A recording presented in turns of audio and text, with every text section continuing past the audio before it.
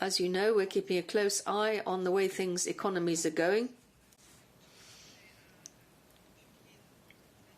We'll soon be ready to publish our new economic forecasts. You should be able to expect those on the 5th of November, beginning of November, probably the 5th.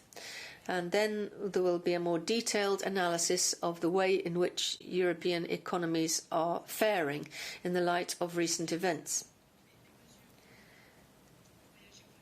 As to steps that can be taken to react to this crisis, you're well aware of the fact that the Commission has proposed many measures recently in order to respond strongly and in a coordinated fashion to the crisis caused by coronavirus. The priority is clearly to protect our fellow citizens who are suffering because of this crisis. And you heard at the beginning of this midday briefing that the SURE instrument is one of the main instruments the Commission has proposed to get out of this crisis. And 87.9 billion is going to be dispersed to 17 member states following the Council's agreement on the Commission's proposal quite recently. That's one of 3 strands of response to the crisis. I'll just mention the others. There's the EUSM and the EIB instrument. And as to the ESM, it's an operational instrument, it's ready to be activated, and it's just up to the member states of the Eurozone,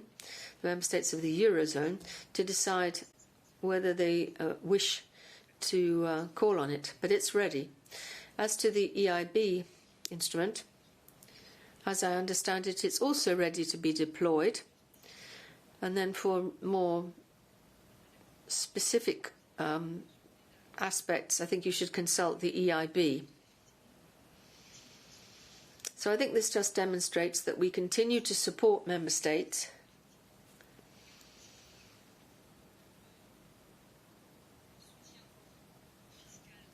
we have clarified that there has to be budgetary support. We'll be looking at the proposed budgets submitted on the 15th of October as per the legislation. Our temporary framework on state aids has also been extended recently.